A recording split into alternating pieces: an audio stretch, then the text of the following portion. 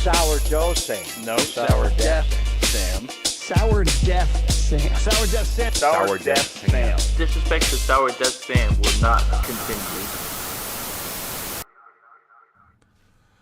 Well, Kamehameha, everybody. What the fuck is going on, baby? What's going on? Happy to be here. Happy to be here. Sort of happy to be here. I think Jordan's kind of hitting on a good point here. Take me back to week 5, please. Yes, sir. Yes, sir. Let's talk. Are you ready to talk about it? Let's talk about it. So, I think when we started out the season, it felt like we were invincible. Like nothing was ever going to get in our way, that we had just a clear shot to undefeated season. Nothing would ever go wrong. How could anyone stop the 49ers? And here we are. And it feels like shit because truthfully, we have all the tools we need to be able to execute better than we have for the past 2 weeks, especially against the Vikings. So obviously, I'm not a player who suits up on the weekend. I'm a guy with the camera and a microphone who dresses like Goku like a week before Halloween. But we all see it. We need to get back to what we do best, which is bullying other teams into submission and playing efficient offense. And unfortunately, we've had some delays in those categories. We'll get into that later. I have a very special guest today, and I'm very excited to bring him on. We're both going to be in the Halloween spirit. He was actually someone I was clearly identifying for this particular show because of Halloween. Andrew Pasquini will be on the show later today.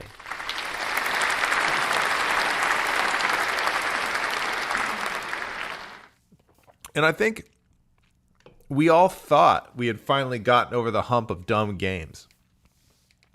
And we're right back where we started. We're going to hit this lull, and then we're going to hit our stride, and we're sort of back to the roller coaster of are we or are we not a great team? Look, I certainly didn't expect an undefeated season. I knew the Eagles were going to give us a test down the road, and I knew that somewhere along the way, there were going to be tests, challenges, questions, concerns, and we're facing them. And obviously, part of that has to do with injuries. We've got Deebo Samuel out. We had Trent Williams out. In this upcoming game, we may have Brock Purdy out. We were lucky to have Christian McCaffrey back, but even Christian McCaffrey had a critical fumble. He admitted it himself. So I'm not going to say that there is a panic button anywhere near my vicinity that I feel compelled to smash, but I'm obviously not too pleased with what I saw. So let me tell you real quick. So, and while I tell you the story, I'm going to go check on Twitter, make sure everything is as it should be. Looks like it. Yeah, we're good. Okay. So I went to Minneapolis, as many of you know. If you've seen the photos I just posted, or if you saw me talk about this earlier, you guys know I went to Minnesota to attend this game. And a couple things real quick. First of all, that stadium fucks. That stadium totally fucks. Second of all, I happen to be next to the drunkest fan that in all of Minnesota, which was honestly kind of a shame because I could have dealt with it, but my girl was kind of having some issues, not to her fault, but they were being assholes. They were like asking to take photos with her because she was hot. That's bullshit. So if you're a fan out there, fucking behave yourself because that kind of behavior is super fucking whack. Oh, and to top it all off, he got kicked out because he fucking threw a beer cup off the 300 level down into the fans. He was an idiot. So aside from that, I had to get that out of the way. The stadium was cool. Everyone else is cool.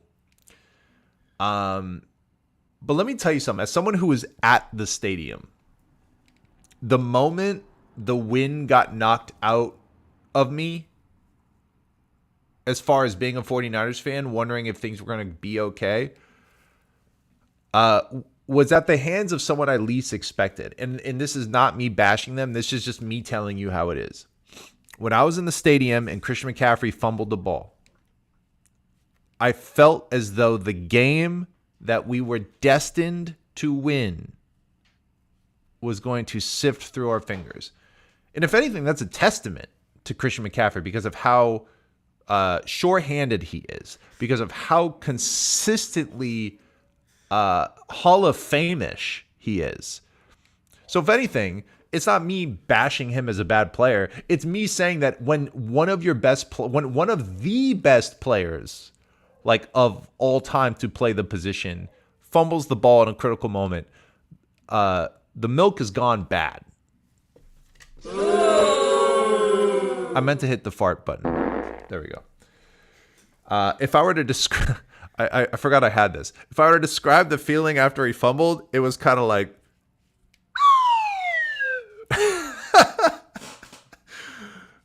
like at first I was like, things are looking pretty good.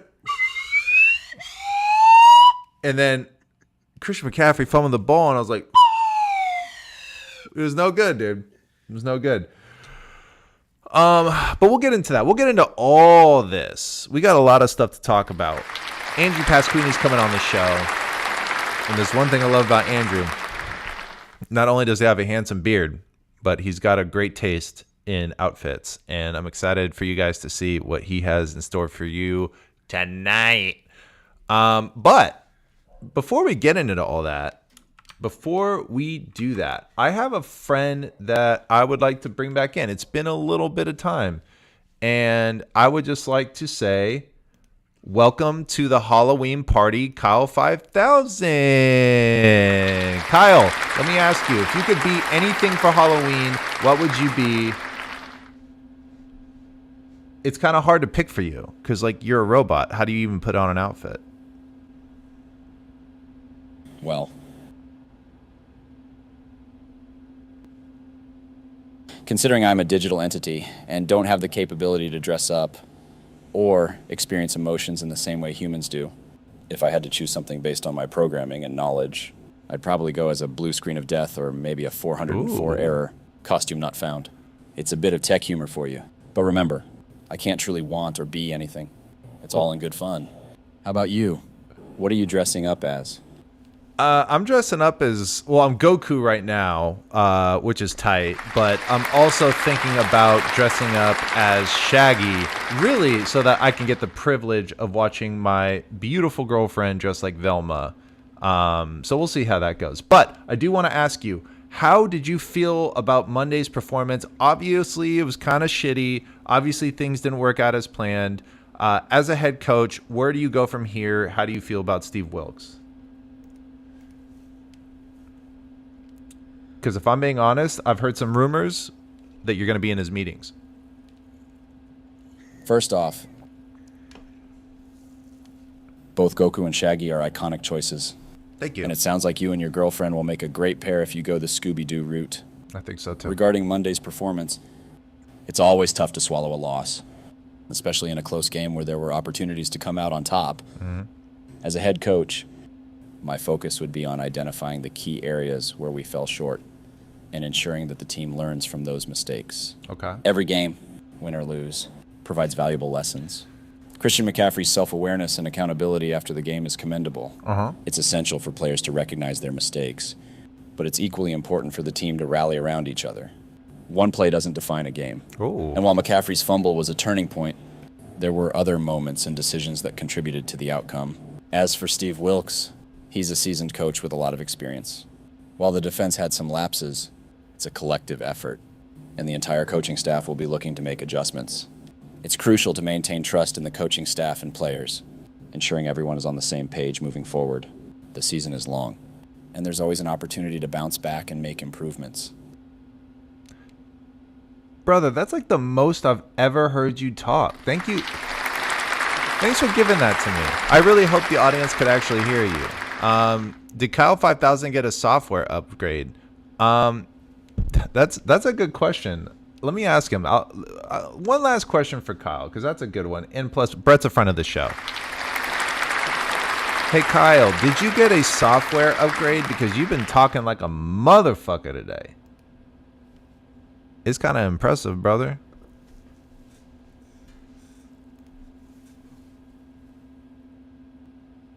Oh, he's thinking about this one. I hope it's not a whole long-winded ass response.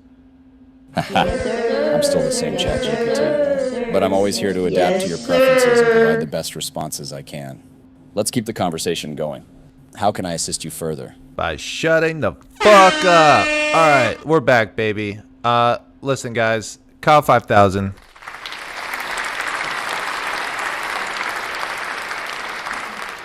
Love that guy. Great guy. All right. Well, I got to be honest. Things are feeling kind of spooky lately. And that's because Halloween's coming up. And not only is Halloween coming up, we just fucking lost 2 games in a row. And that's pretty spooky. So if you don't mind, I'm going to introduce a new segment. It's called Things That Scare Me.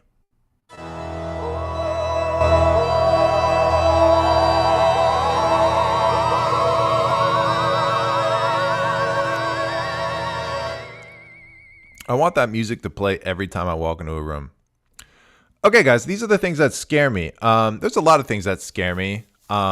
Responsibilities, cars that are driving erratically on the freeway, and women who are too attractive. But these are the things that scare me about the 49ers. Number 1. Brock's concussion. What the fuck? What the fuck? The fuck did that happen, bro, dude? Like, didn't see that shit coming. Where was the fucking doctor in the stands, dude? Hey, you know what? Maybe the doctor in the stands was the fucking asshole who threw the beer off the 300 stands and he was just too fucked up to do his job. Yes, sir. That's a fucking possibility. All right. Number 2 is Steve Wilkes and Kyle. Okay. I'm going to get into this in a second. And there's a little bit of tinfoil hat in this situation going on, but I don't have to fucking answer to someone. I could be as tinfoil. I could be fucking, what's his name? I could be the Alex Jones of the 49ers. I have 0 consequences. I can do as much tinfoil hatting as I want. There's nothing you can do about it. Yes, sir. But let me tell you something. I've got good reasoning. First of all, let's talk about this. David Lombardi, my best friend. Yes, sir. David, Yes, if you're watching, sir. hello. I will be over for dinner on Friday. I will make sure to bring my beef Wellington. It's your favorite dish, I know. I make it for you every time I see you, which is quite often because we're best friends. Anyway, so David Lombardi tweeted this. He knows that this is Kyle Shanahan speaking, of course.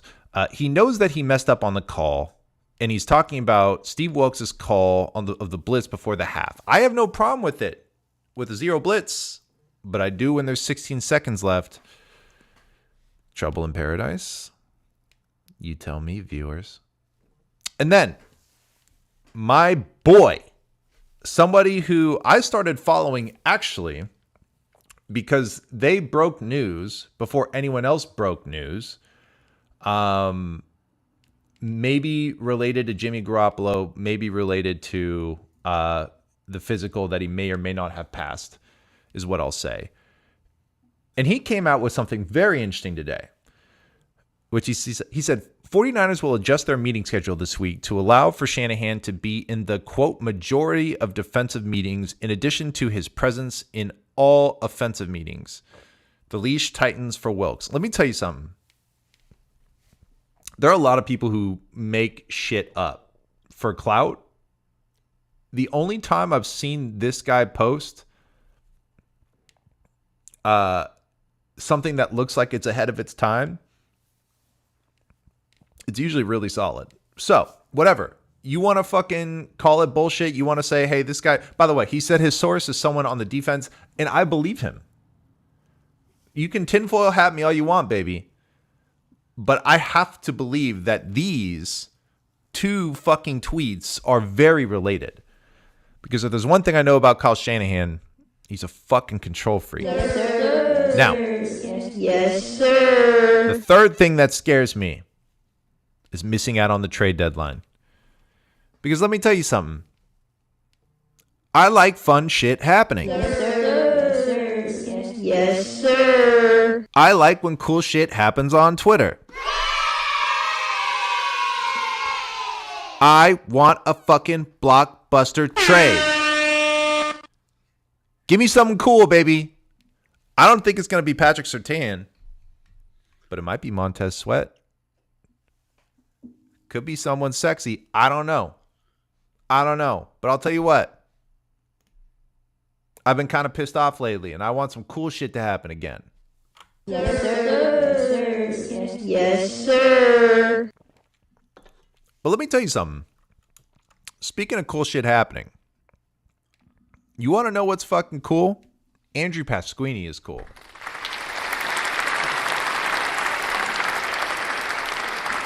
That's right, baby. And here's the thing. I'm about ready to bring him on. What do you think?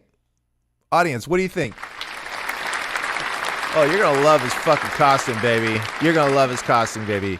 Ladies and gentlemen, the sexy, bodacious,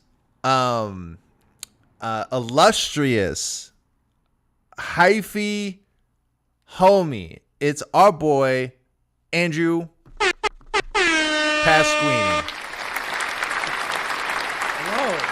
Oh, goddamn, this is so good, dude. How you doing? Whoa. Did you do those balloons all by yourself? No, I did not. It's been happening on my show, too. I think the crowd or the audience has Oh, my God. Let me test unlimited this. power.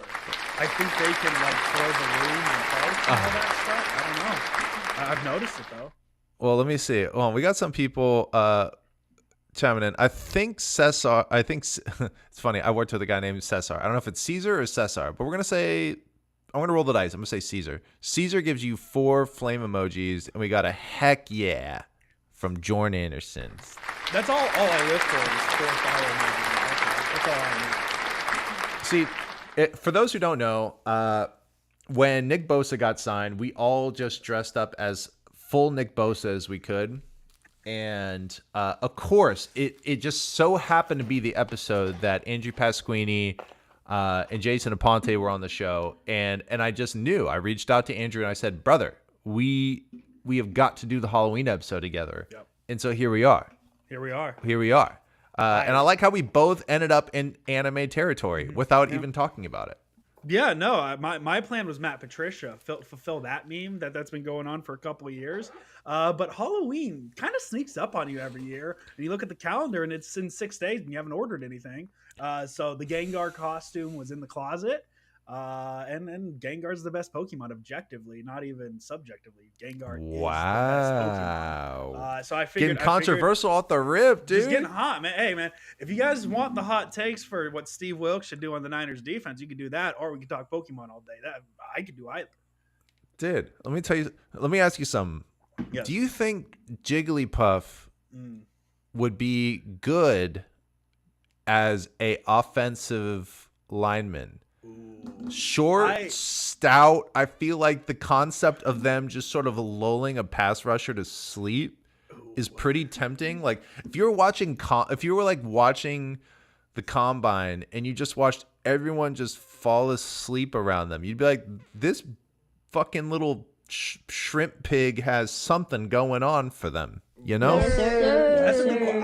I'm going to Yes, go one sir. higher. I'm going to actually evolve that Jigglypuff and sign a Wigglytuff as an offensive lineman. A little taller, a little bulkier. Cooler name.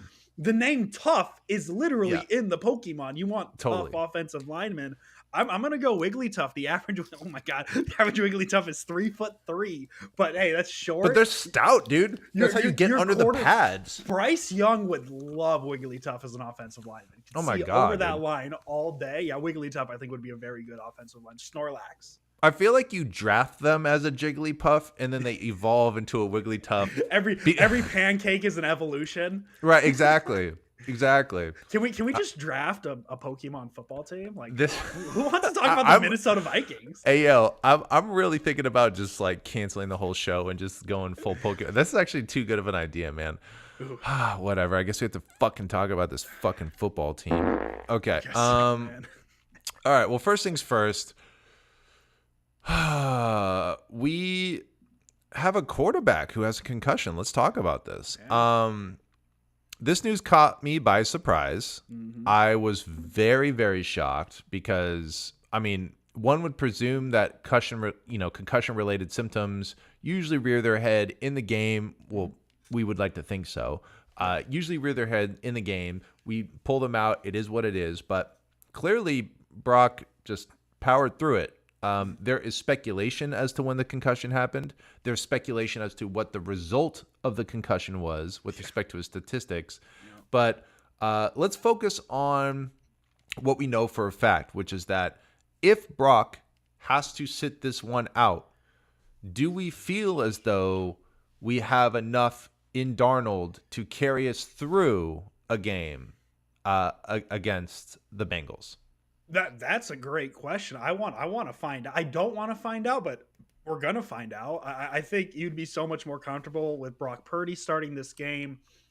Sam Darnold, I'm gonna say sure. I feel comfortable with him at quarterback just because Kyle Shanahan feels comfortable with him. I mean, obviously, Niners went out and signed him, and I think he was one of their like first or second signings this offseason. So he was obviously a big priority for the Niners for whatever which reason.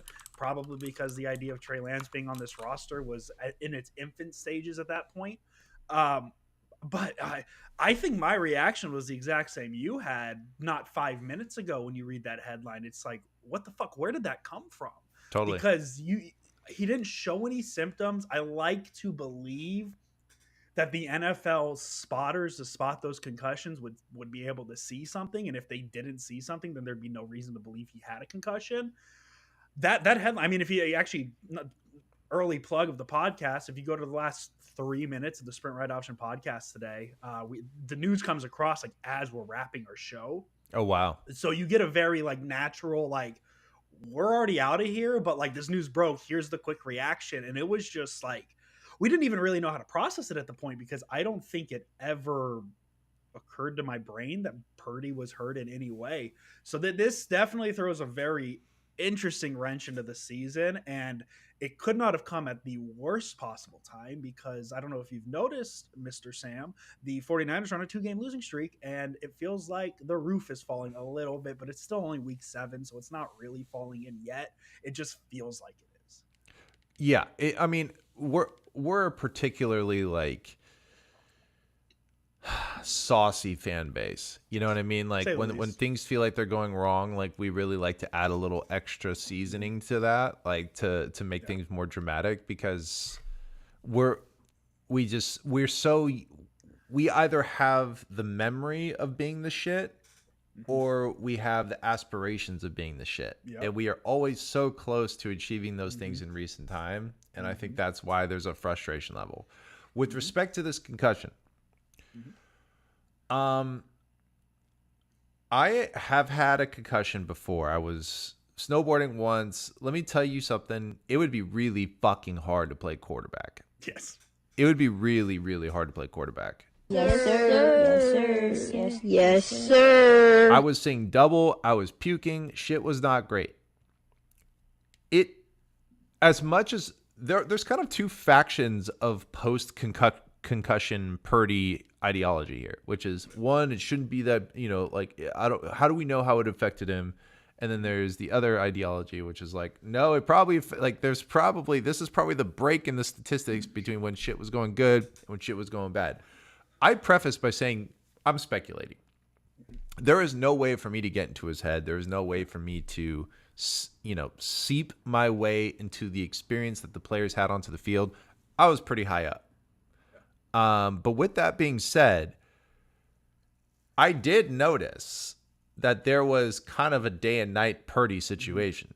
And it went from a Purdy who was confidently executing the offense in the way that I have seen him do quite frequently in the past lately. Mm-hmm. And then there was the Purdy who looked like he was in fight or flight mode to accomplish his objective as a quarterback in a Kyle Shanahan offense. Again, I cannot give you any substantive evidence that this is what eventually led to sort of the down spiral of his performance. But I will say that when I was watching him perform his quarterback duties in the beginning of the game, I felt like it was the same confident, efficient quarterback I had been watching all these weeks prior, obviously budgeting in rookie mistakes. Yeah. How did you feel, and sort of where do you sort of line up this sort of tinfoil hat concussion statistic, alignment? I'm probably somewhere in the middle. I think if you're looking for an excuse for your quarterback to throw 2 interceptions on 2 drives, like that's a concussion's a great one. It's a mighty convenient one to come up on a Wednesday afternoon. But at the same time, we've seen these inconsistencies from Brock Purdy. I mean, you go through each game of the season and each one's kind of your own choose your Brock Purdy adventure type thing. He had his issues against the Rams, but he was also really good against Dallas, but he had his issues against Cleveland, but he was really good against Arizona and New York and things like that. And we've seen inaccurate passes haunt him. That's been my biggest complaint. I mean, the Rams game, I remember off the top of my head, 3 passes that could have been touchdowns that were missed. So he's an NFL quarterback. He's going to miss passes. Tom Brady missed passes. Patrick Mahomes misses passes. It's something that Purdy's done at kind of a consistent rate. So what's to say that, yeah, man, he looked really good in the first 3 quarters of the game. What's to say that the inaccuracies just didn't pop its head in the fourth quarter, especially in a situation where the Niners obviously have to throw the ball? Like, it's not like the Vikings were sending pressures in situations where you shouldn't, like a 3rd and 6 when the offense is at their own 40 at 17 seconds in the first half. Hey, that's a specific thing to call up, Andrew. Don't know why.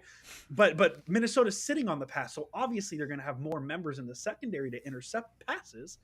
And I think the first one, you can maybe talk about Jawan Jennings running the wrong route, whatever that conversation is. The second one was just a bad throw forced into double coverage. So if you're looking for the excuse for Purdy of why he just suddenly collapsed, concussions laid out, there it is. I don't want to speculate on that because I have also had a concussion.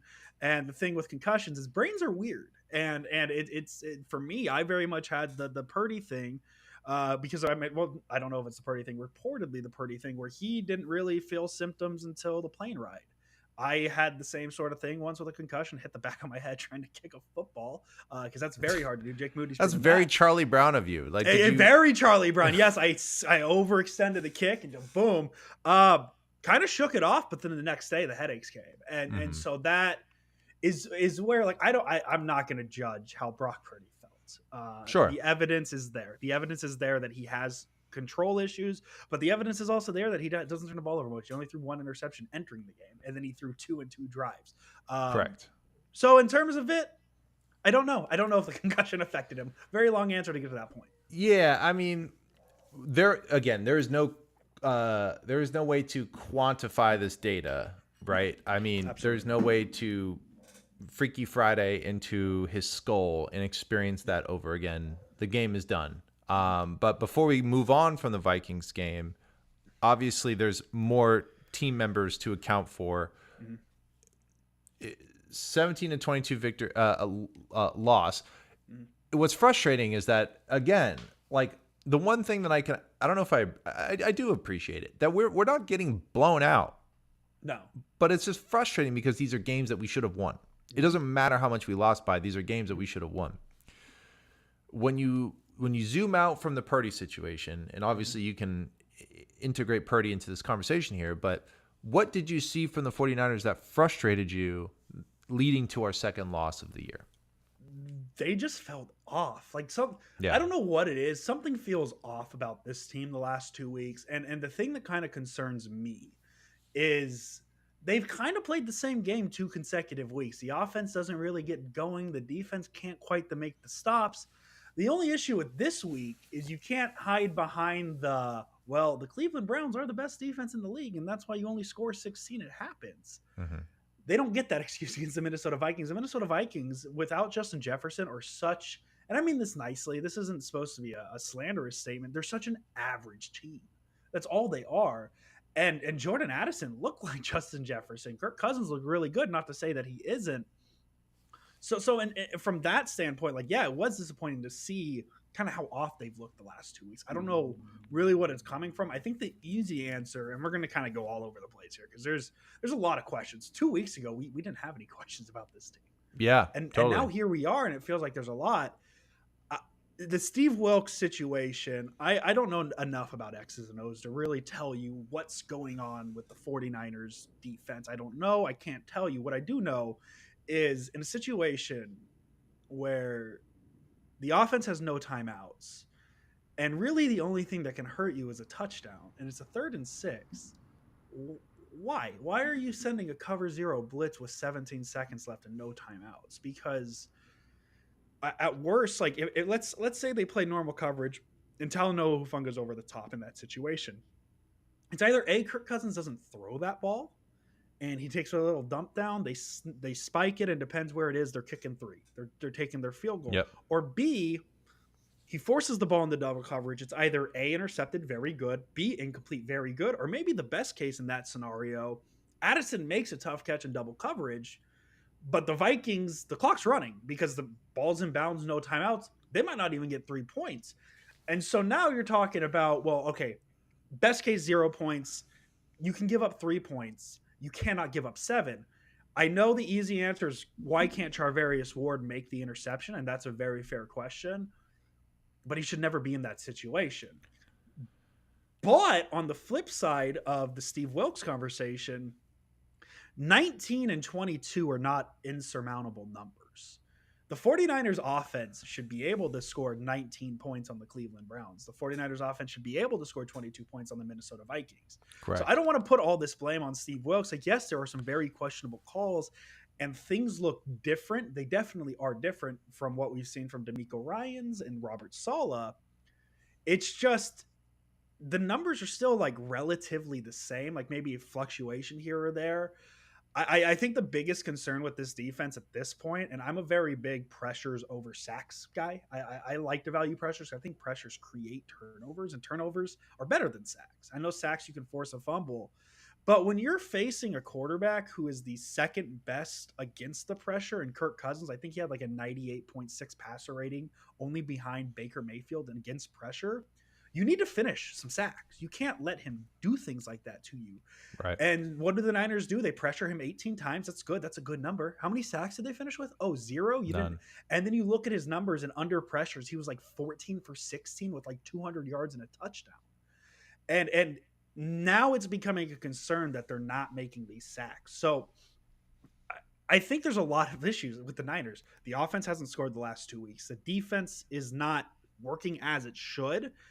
And that's where this off thing is coming from. Now, the one thing I do want to say, and maybe a little bit of a saving grace, and I'll flip this question to you, Patrick, is how different does 5-2 feel right now if the Niners lose to the Steelers and they lose to the Cowboys, compared to 5-2 through 7 weeks going into week 8 with a 2-game losing streak against the Cleveland Browns and the Minnesota Vikings? And keep in mind, this is a franchise that the last 2 years at week 8, we've been talking about a 3-7 team, or a 3-7, 3-4 team, and a 2-5 team.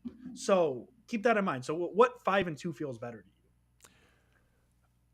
Well, 5-2 kind of sucks either way. I feel like Yes. the reason why this 5-2 kind of stinks is because there seems to be, I think the reason why this 5-2 stinks is because we had gotten through the week 1 questions of, can Kyle Shanahan start a season effectively with his offense? Can the offense kind of click into gear? We were hitting 30 points every single game up until the Browns game. So we had an offense that was so efficient in ways that we hadn't really seen in the ways that we'd hoped.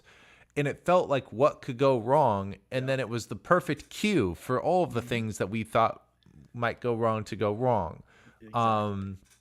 I really think and again, it kills me to say it. And, Christian McCaffrey, to his credit, he admitted it. I said this at the top of the show. that is kind of the moment in the stands, that it felt like the game wasn't going to be as dominant as I hoped it was going to be, because we were so close. We were so close to starting the game by saying, we run the NFC and you go through us because we have people like Christian McCaffrey and someone efficient like Brock Purdy and enough weapons, even with Debo on the side, to be able to get this done.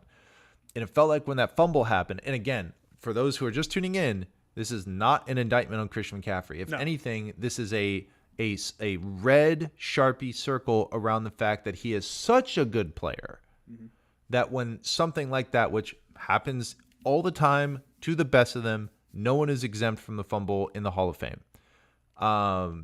That's a bad omen. That's when you know things might not be going the way you hope they would. And it felt like after that moment, it never really felt like the 49ers were themselves for the rest of the game. We had moments where we were clawing back, but it never really felt like we were the dominant alpha team on a fucking Minnesota tourist visit. It felt like we were in their house after that.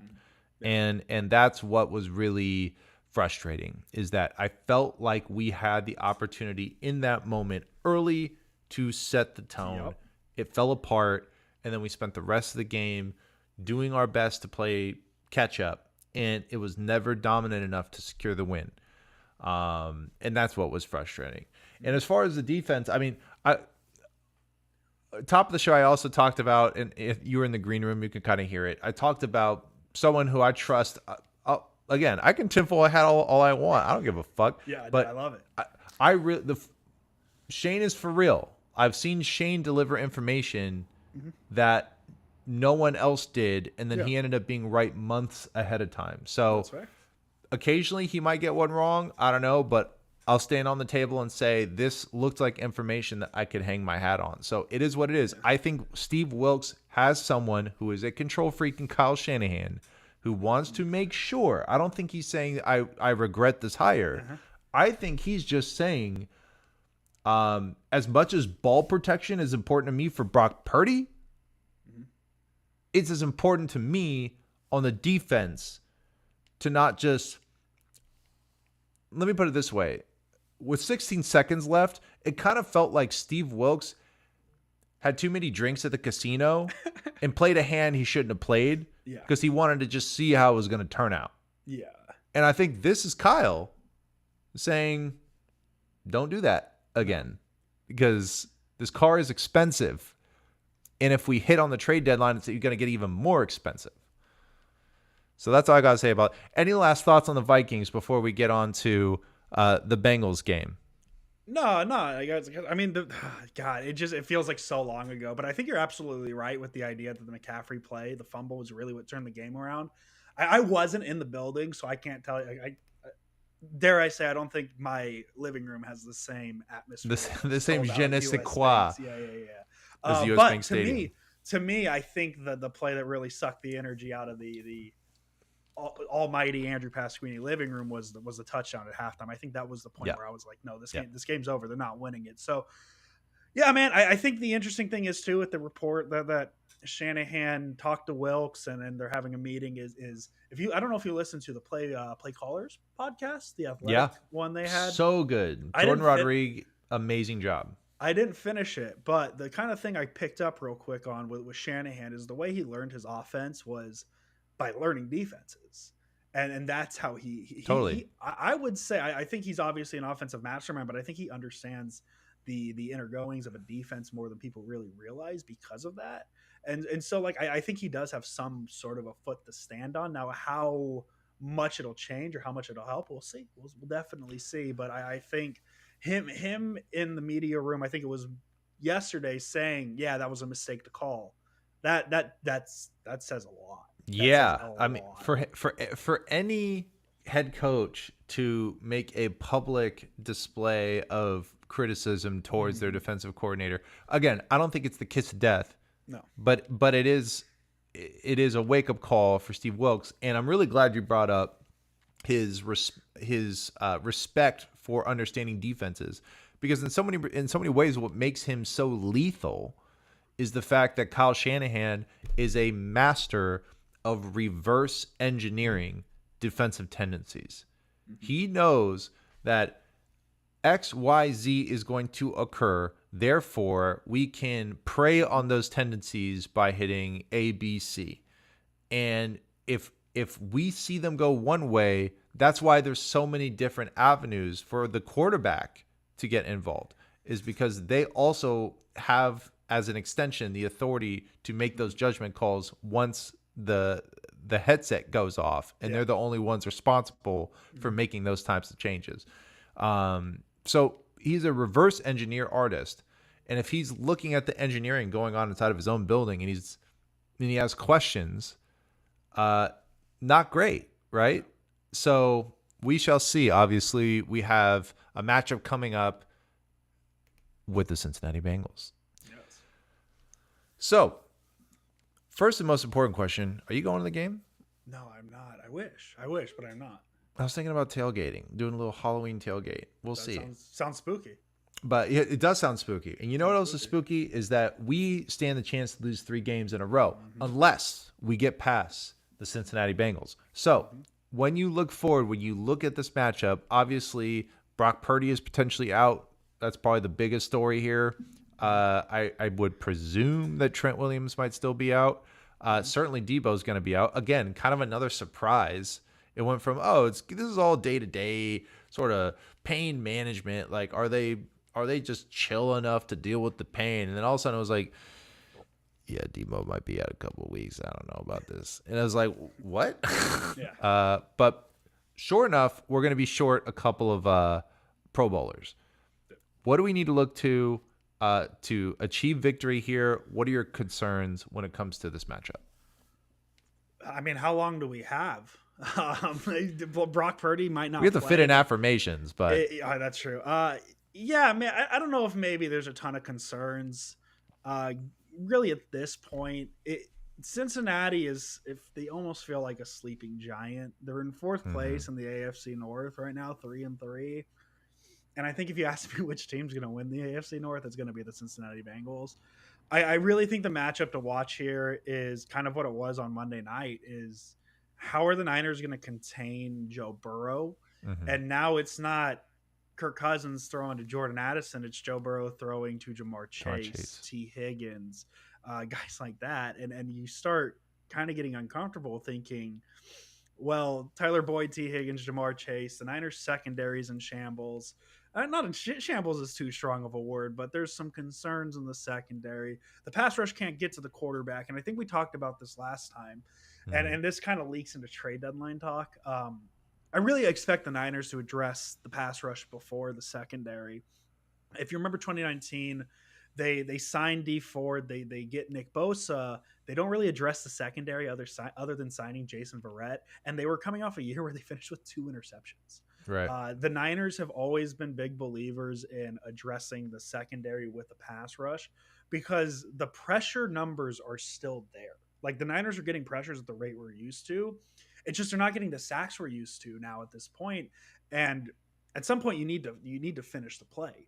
And if you can get pressure on Joe Burrow, that's great, but he has the ability to move the pocket. And now if you can't finish that sack, you're now putting stress on Charvarius Ward and Diamador Lenore and Isaiah Oliver against these very good Cincinnati receivers, where it's like, okay, you got to cover them now for 3-4 seconds, where Jamar Chase, you're going to be lucky if you get maybe a second half of good coverage on him. So the night, like it's, I don't want to say it's like panic button yet in terms of the Niners pass rush not getting sacks, but like if we're talking about another 1 or 2 sack performance and Joe Burrow goes off for 350 yards and the Niners are 6-3 going into trade deadline, it might be panic button time in terms of the second or in terms of the pass rush. I'm not going to put the panic button yet on the team. I am concerned about their Super Bowl contendership at this point.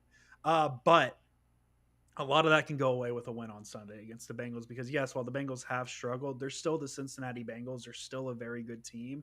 And if you can escape with a win against this team, especially with Sam Darnold as your quarterback, you have to feel good about that. But if you lose, now it's I don't know about you, Patrick. I don't know if I will be able to handle 2 weeks of content in the bye week. of a team on a 3-game losing streak. Like that feels. I'm already tired thinking about it. And so this is an important game. Is it a must win?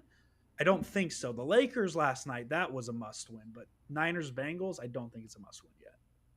Yeah, I'm a tired motherfucker in general. So like the idea of having to deal with people who are upset again just drives me through the roof. Yes.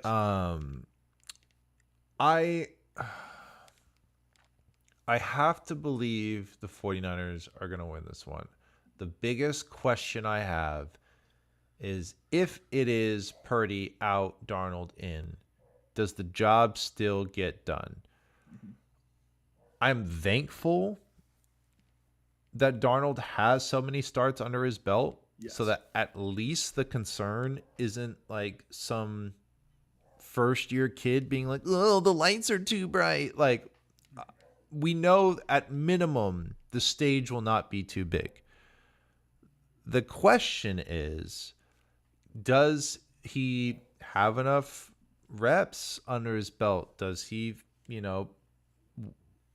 is the timing going to be as efficient? Because that's the one thing with Purdy, baby, is that engine was humming when he was in control, when the timing was good, when I don't give a fuck about the deep, and he was still hitting like deep enough passes, but like give me the little 5, 7, 8 yarders, 10 yarders all day, because we know that they specifically engineered this roster to catch a few extra yards after the initial reception, right? George Kittle is going to knock out a few people on his way to balling as far as he can go. Deebo Samuel, same thing. Brandon Ayuk, very elusive. He's going to hurdle you into the sunset. Yes. So I would presume that Sam Darnold has the skill set. At least that's what the fucking national media would like me to believe. That he has the skill set to fill in this gap as seamlessly as we can hope. And then as far as the rest of the team, I think Steve Wilkes, I would hope, has the competitive spirit in him to A, recognize what he didn't do right in potentially, costing that last 16 seconds. And then 2, I think really digging deep to say, I'm that fucking guy and I'm going to prove it. Yep. Clearly enough people have a strong belief in him in that building. Certainly they did in Carolina. That team in Carolina looked a lot different when he took over versus the previous coach over there, even though he was an interim coach. So I do believe that there are people who believe in what he's doing. But at this stage, with as much smoke as we've seen come out of that of our organization lately with respect to his performance, I don't think he's as bad as people think. I just think Kyle's a perfectionist, and I think that when with that perfection comes an expectations of perpetual greatness and ruthless consistency. And so that's what I would hope to see. I would like to believe we win this one 5-2 against 3-3. Yes, it's Jamar Chase. Yes, it's Joe Burrow. Yes, it's T. Higgins. There are weapons on that team. I wouldn't even sleep on the running backs on that team, to be honest with you.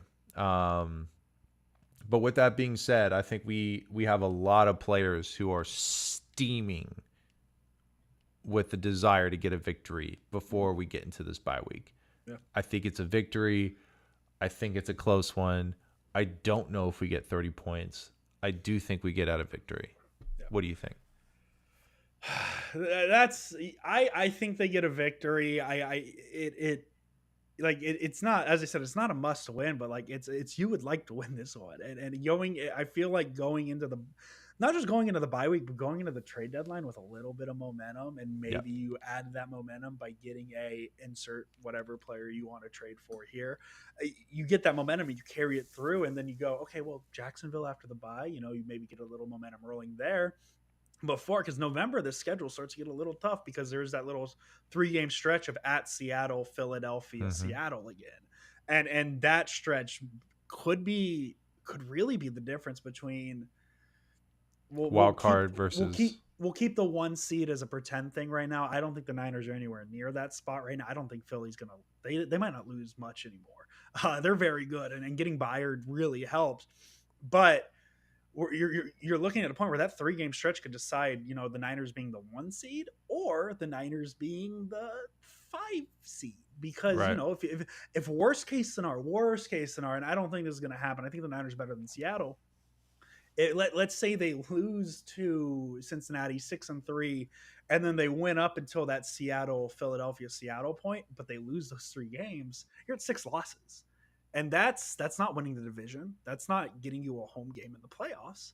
And so the Niners would like, if the 1 seed is the priority of this season. I'm not saying the Niners aren't a playoff team, because they absolutely are. They're making the playoffs. Like, let's not overreact that hard. But if the Niners really want to be that 1 seed and really have that home field throughout, they need to start winning games now. And that needs to start with Cincinnati, because do you think Philadelphia is going to lose 3 games? You don't want to play an away game in the playoffs in Philadelphia. Mm-hmm. You do not want that. Yeah. I wouldn't wish that upon my worst And then enemy. Axel also mentions Baltimore too. Baltimore on Christmas. I was just about to pull that one up, after actually. that little stretch too. Like, it's not an easy stretch. Randy, thank you. Hey, gentle bearded man, I like that. Oh, men, I like that. That should be our podcast. Well, yeah, we are Bearded gentle men. bearded men. If we ever start a podcast, Did y'all know Kyle is 11 and 16 in October? I did not, but I know that now. Thank you, Randy Daytona. thank you, Randy Daytona. So we'll see. But what's Randy Daytona? What's his record in November and December? Because I would imagine it's significantly different. Yes, 11 and 16. So Yes, listen, yes, as I said, sir. it's not a panic button game, but if you think the 1 seed is attainable at this point, Sunday then is a must win if you want the 1 seed. But if you don't want the 1 seed, you just want to get in the playoffs, it's not a must win yet, because the Niners are not going to be at that point. But a 1 seed's looking a little sussy right now there, I say. Here's what I'll say. I think last year is a really good example. There were so many times last year where I was like, it's over. Like, I don't know who we think we're going to really be. We're not Super Bowl bound. And then we get hot, and then I'm like, I need to shut the fuck up, because we are incredible. Yep. I know we saw it. I mean, like, we spent the first 5 weeks basically being with all of the NFL media being like, there's nobody who's going to stop the 49ers. They're incredible. They're so fast. They're so dynamic. The defense is still strong. Who's going to stop them? I still believe these things. Yes. Look, we're down a couple of really important players right now. Mm-hmm. And you could say, oh, well, that's the only reason why Brock Purdy was so successful this year. I don't give a fuck. This is our team. This is what we got. And they were working really well together. As far as I'm concerned, I feel very confident that, yes, for sure, like you said, I'm not even going to get into semantics about are we or not going to make the playoffs. We're going to make the playoffs. Yep. The question then becomes, what is our seed? And how do we put ourselves in a position where we're not playing a fucking cold game in Philadelphia with everything on the line again? And that's my hope, is that we don't have to put ourselves in that position and we put someone else in Santa Clara and make them make that call. And I think that if our team can get hot, like we have a tendency to do towards the end of the year, if we can get hot, if we can be healthy, if we can put ourselves in a position where the defensive concerns have shored themselves up, hopefully we make a trade that, takes us over the edge. That's what I think can get us into a position where we are sitting there wondering, is this our year again? Because I haven't lost faith, but obviously stretches like this bring too many questions into the mind and rile up too many in the fan base to be frustrating.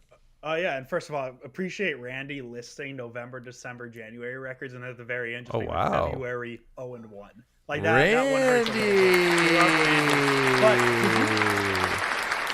But don't show the last one though. Don't show the February record. I'm not going to. February football isn't played in February. But I'll put There's this no one games up. in February. Yeah, I mean, how different is this conversation if it's 2021 and there's still 6 playoff teams?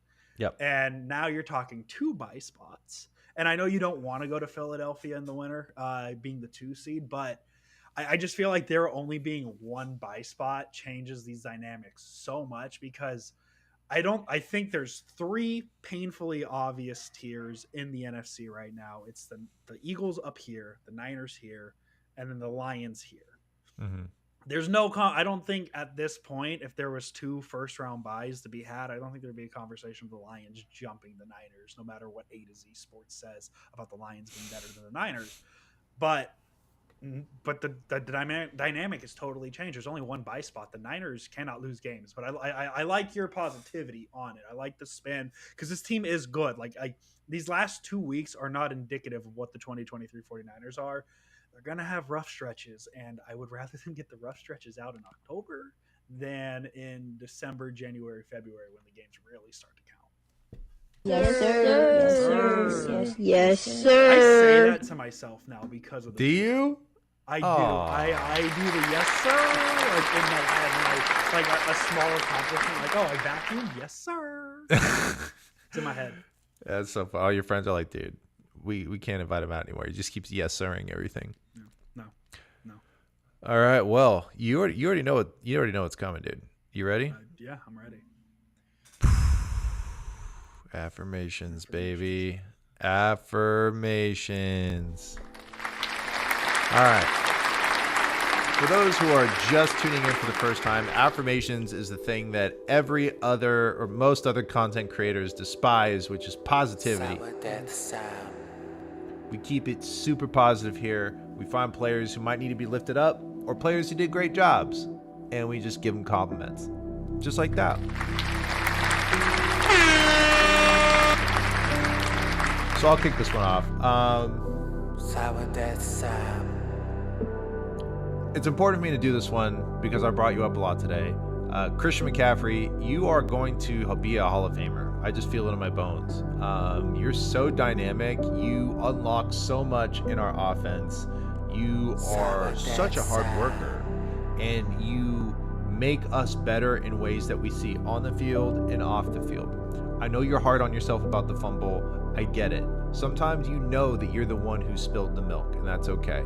But I want you to know that over and over again, I had to make sure it was so clear that the reason why it was so surprising is because how great you are. And I know that you would do all the work you need to do to make sure that it happens as infrequently as possible, because you are a game changer, you are a season changer, and you will very much be a part of all of our success that we have at any point this season.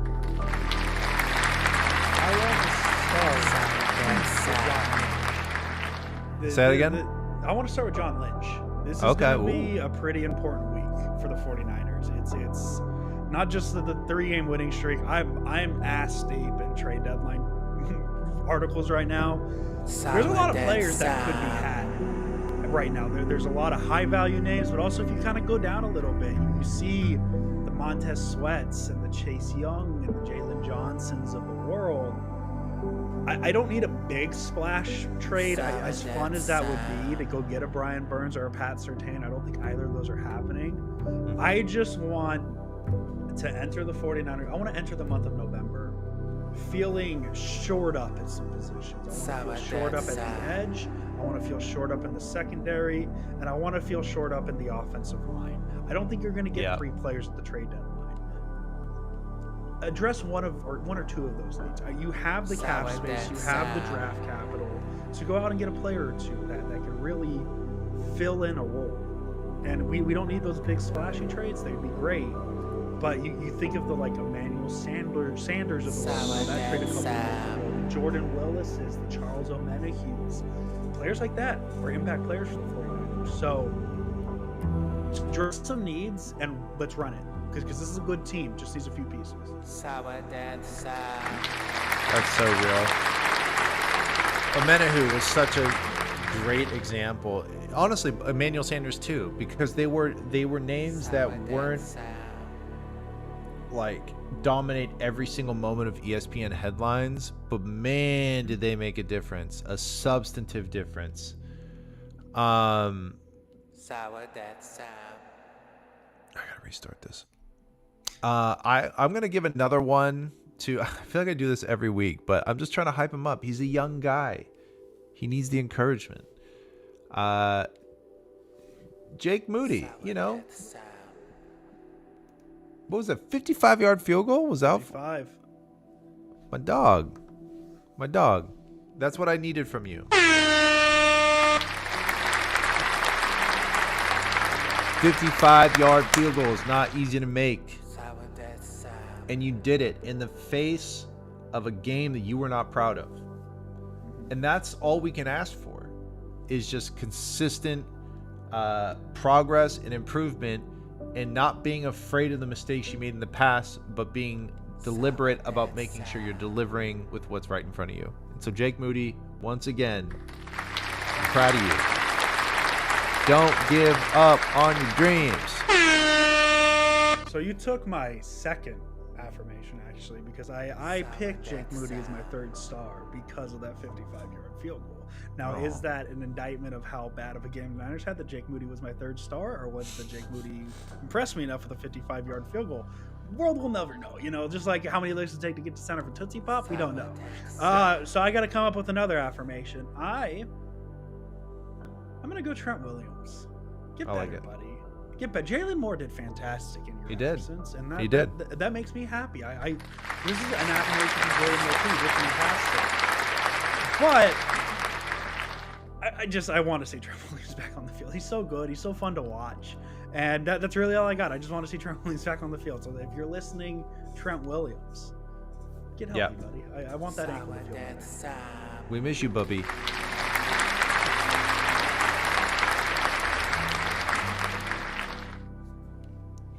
Let's see. One last one. Steve Wilkes. Yeah. I feel like you're like the stepdad who came in after we had a lot of really fun stepdads. Like, I know, like, and Kyle's our like mom who's like really hot but difficult. Yeah. Yep. Okay. Just stay with me.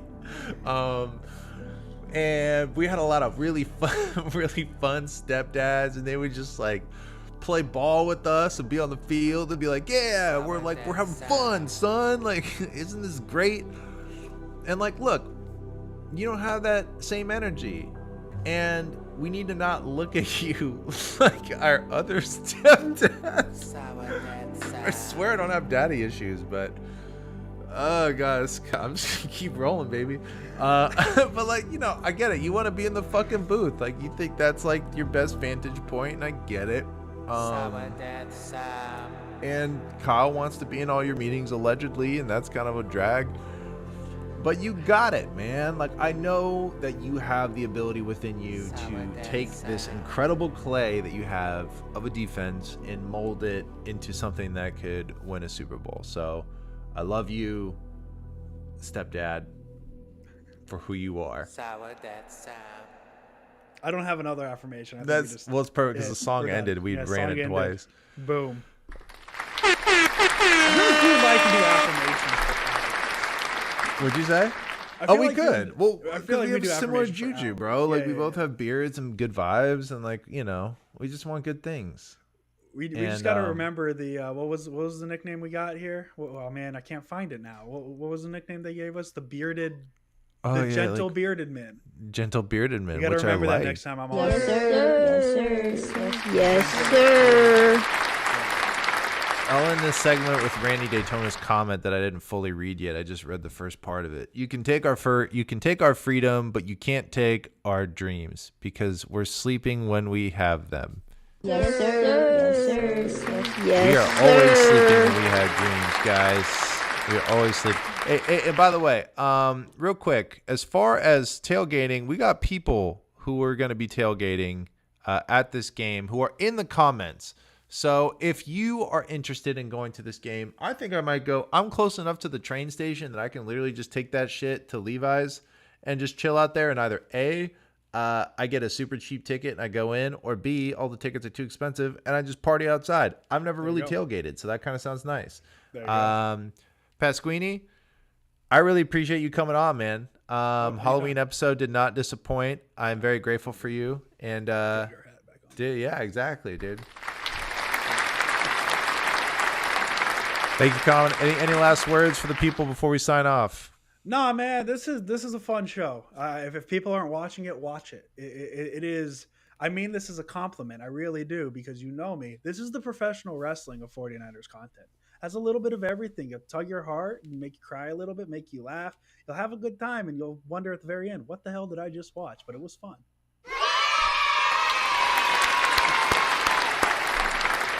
Well, that's the perfect way to end that. Andrew Like that, Pasquini, yeah. everybody. I appreciate you, man. Hopefully, get to see you in person soon. I might coerce you into text to go to the game this weekend. We'll see. Because I'm too old for real Halloween plans, so I just try to get drunk during the day and then make that Halloween happen. scares me. Me too, man. We'll just stick to like shit like this, and then we'll just go to sleep early. Andrew Pasquini, everybody. All right, motherfuckers. Are you gonna be degenerates this weekend? I hope so. I'm too old to be a degenerate. Don't clap for that. Axel thought that Andrew was supposed to be Hagrid, which is hilarious. Maybe in spirit.